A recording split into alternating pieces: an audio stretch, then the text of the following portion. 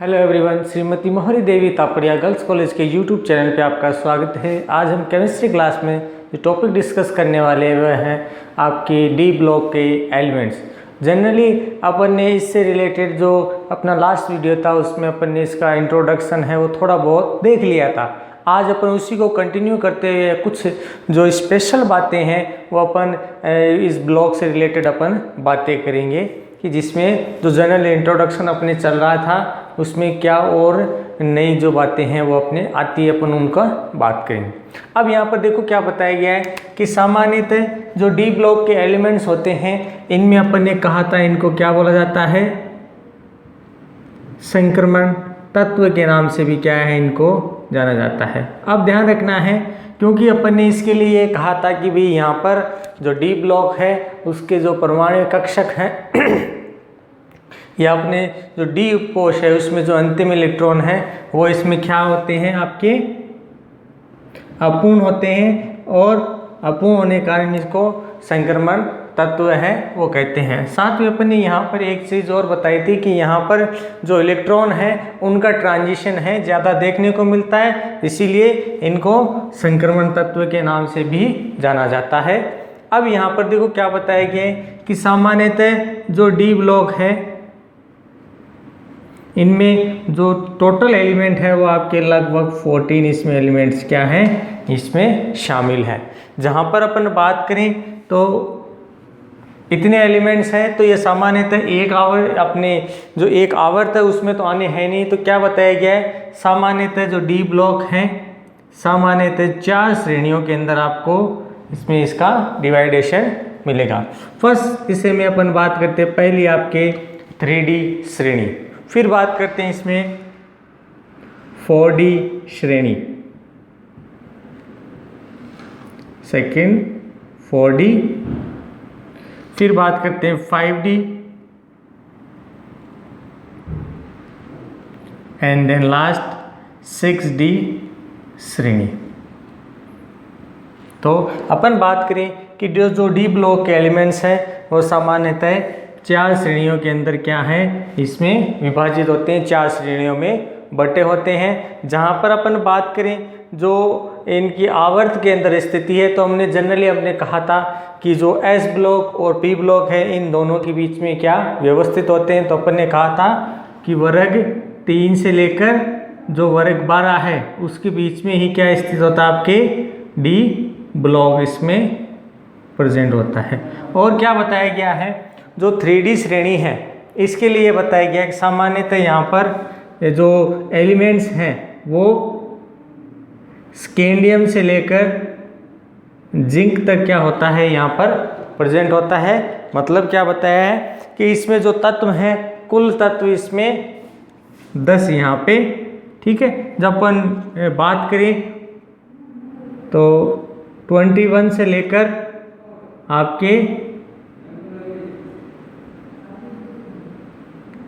13 तक, यानी जो जिंक है उस तक इसमें क्या देखने को मिलता है, आपके जो तत्व हैं वो इसमें शामिल होते हैं। सामान्यतः इसमें scandium, titanium, vanadium, chromium, manganese, iron, cobalt, निकल और कॉपर और जिंक, ये आपके 10 तत्व इसमें क्या होते हैं, आपके शामिल होते हैं। अब क्या बताया गया है कि इनमें जो 3D उपकोश है, क्या बताया यहाँ पर 3D उपकोश हमेशा अपूर्ण होगा, लेकिन यहाँ पर कुछ ऐसे तत्व हैं जिनके अंदर क्या बताया गया है कि जो 3D है वो आपके पूर्ण भरा हुआ भी मिल सकता है। जैसे अपने को जिंक के अंदर बात करें और कैडमियम के लिए बात करें, मरकरी के लिए बात करें, तो इन तत्वों के लिए क्या है कि आपका डी उपकोश वो हमेशा क्या रहेगा, भरा रहेगा। अब यहाँ पर देखो कुछ चीज़ें और बात करें तो यहाँ पर देखो क्या बताया गया है कि डी श्रेणी के अंदर सामान्यतः जो इलेक्ट्रॉनिक विन्यास लिखा जाएगा वो आपके बात करें तो इलेक्ट्रॉनिक विन्यास इसमें अपन किस तरह से लिखें, 3D 1 to 10, या अपन वैसे भी लिख सकते हैं n-1 3D 1 to 10, लेकिन अपन सीधा इसी को शामिल करके लिख रहे हैं। और फिर 4s के अंदर देखो दो तरह की स्थितियां मिलेंगी। कुछ एलिमेंट्स के अंदर 4s का एक इलेक्ट्रॉन भी होगा और जनरली जो बाकी सारे तत्व हैं उनमें ये आपके 1 से लेकर 2 तक यहाँ का विन्यास इसमें देखने को मिलता है। मतलब अंतिम उपकोष में क्या होता है, आपके इलेक्ट्रॉन इसमें डिस्ट्रीब्यूशन होता है। अब यहाँ पर देखो कुछ चीज़ें हैं वो कई बार आपके एग्जाम में पूछी जाती हैं। तो उसमें देखो क्या बताया गया है कि यहाँ पर अपन ने कहा कि डी ब्लॉक एलिमेंट्स उनको कहेंगे जिनमें डी उपकोष के अंदर अंतिम इलेक्ट्रॉन भरा जाता है। तो यहाँ पर एक सवाल पूछा जाता है कि जो 4s है उसमें इलेक्ट्रॉन की जो कमी आती है वो किस कारण आती है। अब देखो यहाँ पर क्या होता है कि सामान्यतः डी और एस उपकोष में जो ऊर्जा है वो आपके इसके लिए कम होती है, तो इलेक्ट्रॉन क्या होता है पहले इसके अंदर भरा जाता है, इसकी ऊर्जा ज़्यादा हो जाती है। लेकिन जैसे ही अपन इसी में श्रेणी के अंदर बात करें किसके लिए, क्रोमियम के लिए, तो यहाँ पर देखो क्या बताया गया है कि यहाँ पर क्रोमियम के अंदर जो 4s है इसमें 1 ही भरा जाता है। क्या बताया, 4s के अंदर 1 इलेक्ट्रॉन ही इसमें क्या होता है, रिप्रेजेंट होता है। मतलब जो प्रथम संक्रमण श्रेणी है इसमें एक तो ये देखने को मिलता है अपवाद वाला कि भी ये सामान्य इलेक्ट्रॉनिक विन्यास से अलग विन्यास इसमें क्या तरह होता है आपके देखने को इसमें मिलता है। इसके अलावा अपन बात करें तो अपन ने कहा था कि 3D 4D 5D श्रेणियाँ इसमें अलग अलग से विभाजित है। अब यहाँ पर अपन बात करें कि कुल तत्व है तो कुल तत्व इसमें आपको पता ही चल गया कि कुल तत्व सब में क्या मिलेंगे, आपके 10 के लगभग मिलेंगे। सामान्य इलेक्ट्रॉनिक विन्यास 3D 1 to 10 4s 1 to, यहाँ पर क्या है आपको इलेक्ट्रॉनिक विन्यास इसमें देखने को मिलेगा।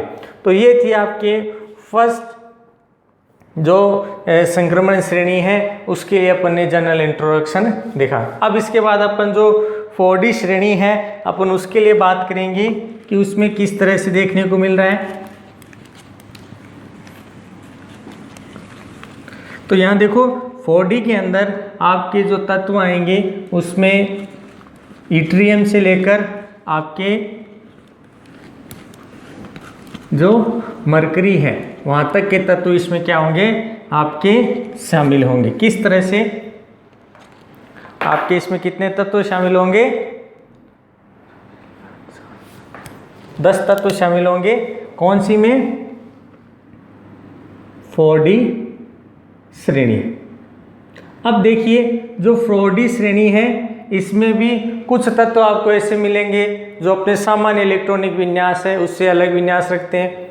और फिर क्या है कि उनमें जो अलग अलग ऑक्सीकरण अवस्थाएं हैं वो भी इसमें देखने को मिलती हैं। हाँ, एक चीज़ और थी जो अपनी जो 3D श्रेणी है जो इसमें सामान्यतः जो ऑक्सीकरण अवस्था है ये आपकी +2 ऑक्सीकरण अवस्था इसमें ज़्यादा देखने को मिलती है 3D श्रेणी के लिए। अब अपन बात करते हैं इसमें 4D के लिए। तो यहाँ पर देखो क्या बताया गया है, यहाँ पर जो इलेक्ट्रॉन का डिस्ट्रीब्यूशन है वो आपके यहाँ से मिल रहा है। मतलब यहाँ पर अपन बात करें तो आपका 39 यहाँ पर 48 तक क्या देखने को मिल रहा है, आपके इलेक्ट्रॉन डिस्ट्रीब्यूशन इसमें देखने को मिलता है। सॉरी मर्क नहीं, अपने कैडमियम यहाँ तक जो तत्व है उसमें देखने को मिलता है। अब इसके अलावा बात करें इसमें इलेक्ट्रॉनिक विन्यास, तो इलेक्ट्रॉनिक विन्यास जैसे अपने 3D के लिए लिखा था वैसा का वैसा विन्यास यहाँ पर मिलेगा। तो आपके 4D 1 to 10 इसमें 5s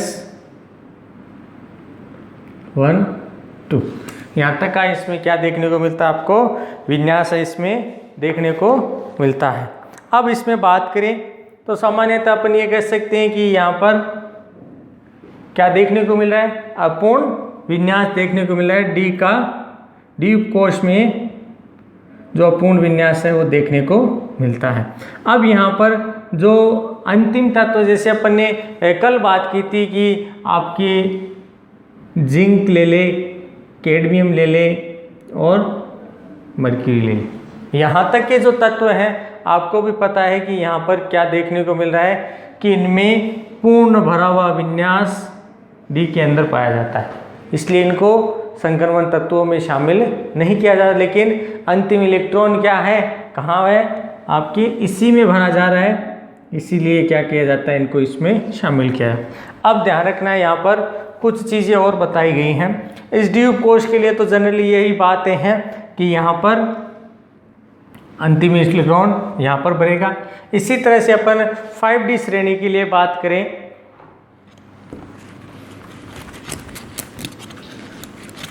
5D श्रेणी के अंदर देखो क्या बताया गया है कि 5D श्रेणी में भी आपको बात करें तो अलग अलग ऑक्सीडेशन स्टेट देखने को मिलेगी।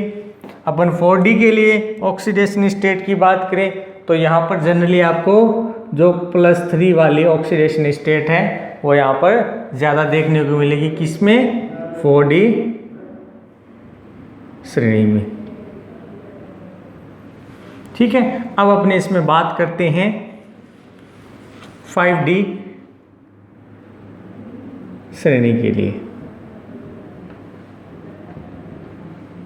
5D श्रेणी, अब यहाँ पर आपको दो चीज़ें ध्यान में रखनी है कि 5D श्रेणी है उसमें जो प्रथम तत्व है आपका लैंथेनम 58, यहाँ पर क्या बताया गया है कि इसके जस्ट बाद क्या है, आपके F ब्लॉक के एलिमेंट्स क्या हो जाते हैं, आवर्त सारणी में शुरू हो जाते हैं। क्या हो जाते हैं, आवर्त सारणी में स्टार्ट हो जाते हैं। उसके बाद आपके जो तत्व आते हैं वो 72 से वापिस इसमें शामिल होते हैं। जैसे अपने बात करें यहाँ पर सीरियम के लिए, और इससे फिर आगे आपके जो टोटल तत्व हैं जिसमें अपने बात करें लास्ट वाला, तो यहाँ पर लास्ट वाला कौन सा तत्व आएगा, इसी के लिए आपके मरकरी इसमें आ जाता है, तो ये तत्व इसमें शामिल किया जाता है। अब यहाँ पर बात करें कि इस श्रेणी के लिए जो अंतिम तत्व है वो आपके कौन सा हो जाता है, मरकरी, और वो कितने नंबर पे है, आपके 80 नंबर। अब यहाँ पर कुछ बातें हैं जिसकी अपन बात करें, यहाँ पर भी डी ब्लॉक है उसमें एलिमेंट्स क्या होंगे, अपूर्ण भरे हुए होंगे। इसके अलावा बात करें कि जो श्रेणी है 5D वाली, तो इसमें इलेक्ट्रॉनिक विन्यास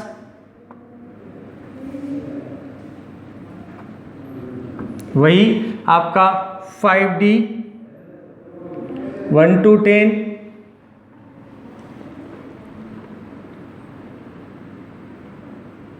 6s2 या सीधा 1 2।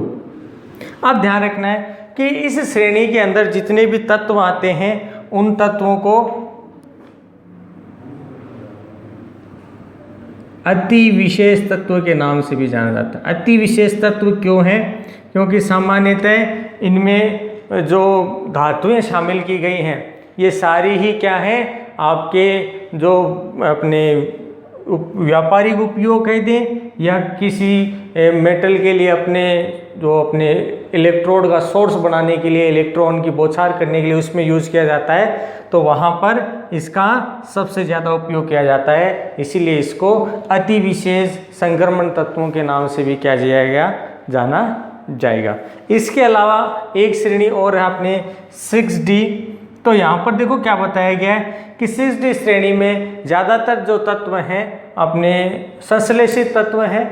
फिर बात करें कि यहाँ पर जो तत्व हैं उनमें आपको बात करें कि इनमें वो जो तत्व हैं वो सारे पृथ्वी पर उनका स्वतंत्र अस्तित्व संभव नहीं है, वो किसी न किसी यौगिक के साथ संयुक्त रूप में व्यवस्थित रहते हैं। तो इस श्रेणी का तो विशेष योगदान नहीं है अपन बात करें इसी हिसाब से, लेकिन आपके 3D 4D और 5D इन श्रेणियों के अंदर जितने भी तत्व हैं वो आपके जो संश्लेषण के हिसाब से बात करें या फिर जो डी ब्लॉक के जो यौगिक बनाए जाते हैं तत्वों द्वारा, उनके अंदर बहुत ज़्यादा योगदान इनमें देखने को मिलता है।